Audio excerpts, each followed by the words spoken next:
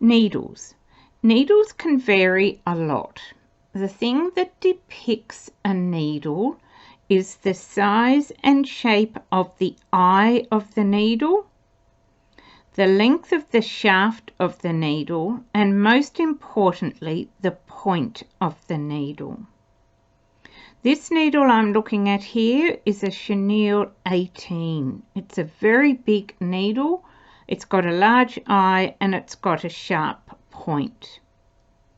Sharp pointed needles are used when we embroider on fabrics, such as embroidery fabrics, calico, linens, felt, any style of fabric that we're embroidering onto and using embroidery stitches. So it's a closely woven fabric.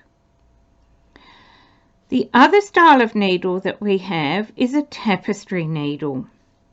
And a tapestry needle can have a large eye as well, but it has a blunt point to it.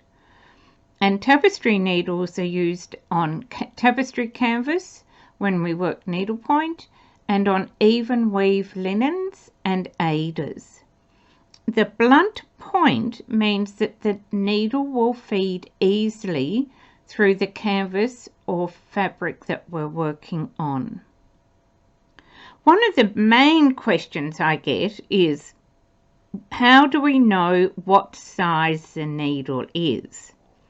So if you're buying a packet of mixed sized needles, how do you know which number relates to the smallest needle? Always remember, the higher the number, the smaller the needle. This is a range of crewel or embroidery needles.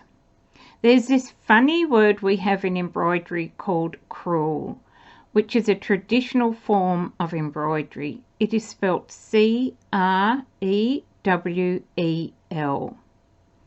And our traditional style of needles are crewel needles. I also do a lot of embroidery with a chenille needle. Now, chenille needles are traditionally larger than a lot of the crewel needles.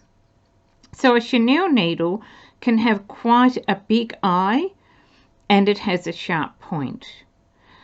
I've done a lot of silk ribbon embroidery and I always use chenille needles when I do silk ribbon embroidery because I like the sharp point to be able to feed the needle easily through the fabric I'm working on.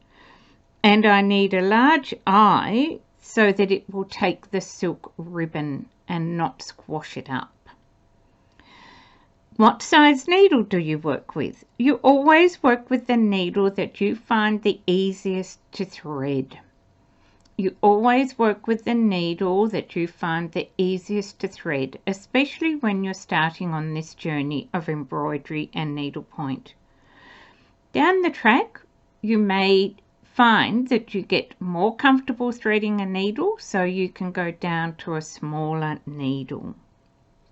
So, needles are depicted by the size of the eye, therefore the thickness of the thread that we're going to work with, and the ease of threading the needle that we want, whether it's got a sharp point or a blunt point to it.